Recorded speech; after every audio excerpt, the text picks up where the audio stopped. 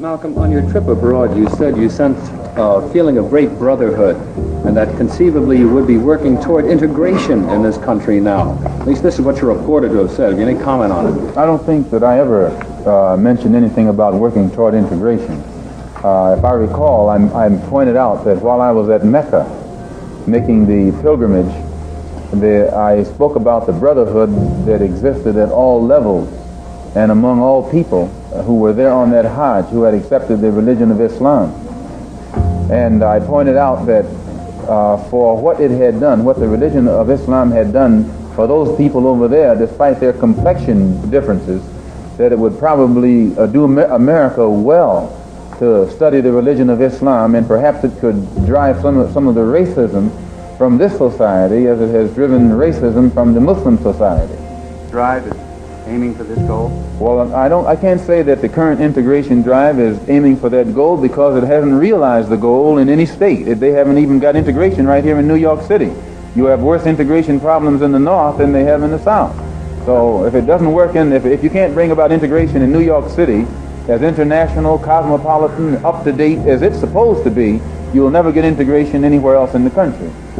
Malcolm, have your experiences with white-skinned Muslims in Africa and the Middle East made you feel that relations between Negroes and whites who are not Muslims is any more possible? When I was on the pilgrimage, I had close contact with Muslims whose skin would in America be classified as white, and with Muslims who themselves would be classified as white in America. But these particular Muslims didn't call themselves white. They looked upon themselves as human beings, as part of the human family, and therefore they looked upon all other segments of the human family as part of that same family. Well, now, they had a different look or a different air or a different attitude than that which is reflected in the attitude of the man in America who calls himself white. So I said that if Islam had done that for them, perhaps if the white man in America would study Islam, perhaps it could do the same thing for him. I think what a lot of people are interested in, Malcolm, is whether this experience has made you feel that your feelings have changed, that the animosity you have expressed in the past toward all whites. There's one thing that I want to make clear. No matter how much respect, no matter how much recognition whites show toward me, as far as I'm concerned, as long as that same respect and recognition is not shown toward every one of our people in this country, it doesn't exist for me.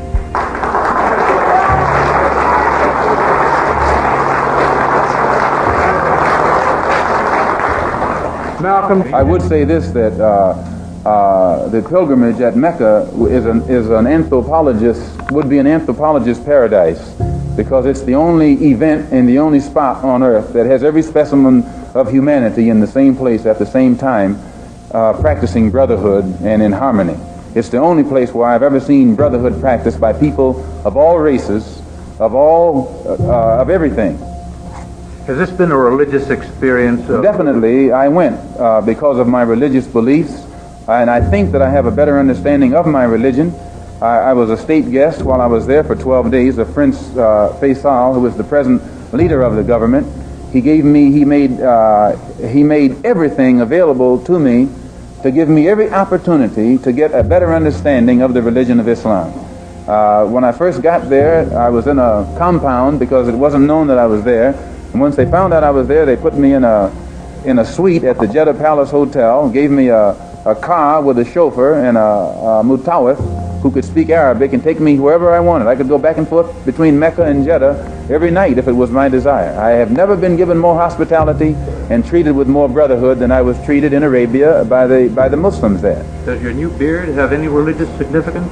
No, not particularly, but I do think that you'll find black people in America, as they strive to throw off the shackles of mental colonialism, will also probably reflect an effort to throw off the shackles of cultural colonialism, and they may begin to reflect desires of their own, with standards of their own. Malcolm, what specific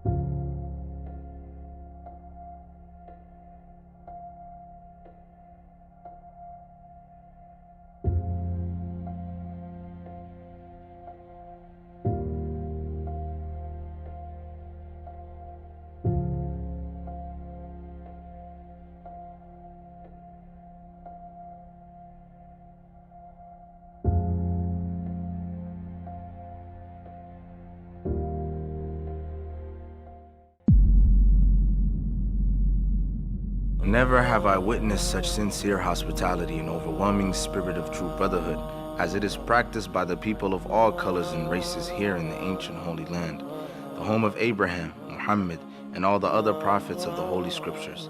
For the past week I have been utterly speechless and spellbound by the graciousness I see displayed all around me by people of all colors. I have been blessed to visit the holy city of Mecca. I have made my 7 circuits around the Kaaba, led by a young mutawaf named Muhammad. I drank water from the well of Zamzam.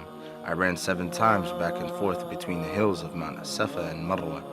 I have prayed in the ancient city of Mina, and I have prayed on Mount Arafah. There were tens of thousands of pilgrims from all over the world. They were of all colors, from blue-eyed blondes to black-skinned Africans. But we were all participating in the same ritual, displaying a spirit of unity and brotherhood that my experiences in America had led me to believe never could exist between the white and the non-white. America needs to understand Islam, because this is the one religion that erases from its society the race problem. Throughout my travels in the Muslim world, I have met, talked to, and even eaten with people who in America would have been considered white. But the white attitude was removed from their minds by the religion of Islam. I have never before seen sincere and true brotherhood practiced by all colors together, irrespective of their color.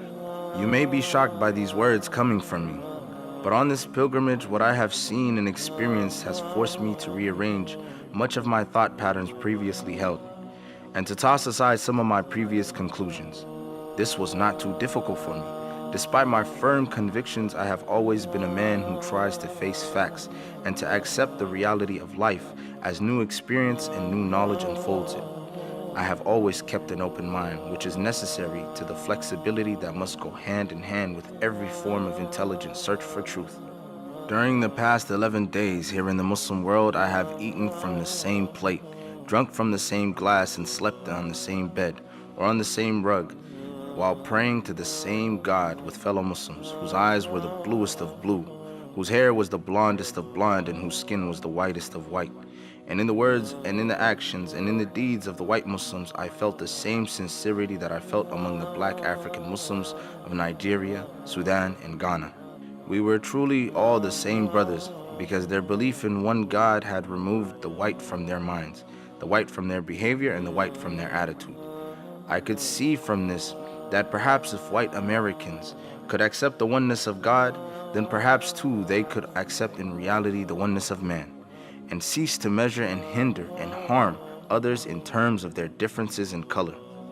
With racism plaguing America like an incurable cancer, the so-called Christian white American heart should be more receptive to a proven solution to such a destructive problem.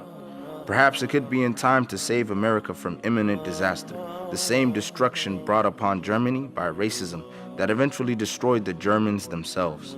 Each hour here in the Holy Land enables me to have greater spiritual insight into what is happening in America between black and white. The American Negro can never be blamed for his racial animosities. He is only reacting to 400 years of the conscious racism of the American whites. But as racism leads America up the suicide path, I do believe, from the experiences that I've had with them, that the whites of the younger generation in the colleges and universities will see the handwriting on the walls, and many of them will turn to the spiritual path of truth, the only way left to America to ward off the disasters that racism inevitably must lead to. Never have I been so highly honored. Never have I been made to feel more humble and unworthy. Who would believe the blessings that have been heaped upon an American Negro? A few nights ago, a man who would be called in America a white man, a United Nations diplomat, an ambassador, a companion of kings, gave me his hotel suite, his bed. Never would I have even thought of dreaming that I would ever be the recipient of such honors. Honors that in America would have been bestowed upon a king, not a Negro. All praise is due to Allah, the Lord of the worlds. Sincerely, Al-Hajj Malik Al-Shabazz.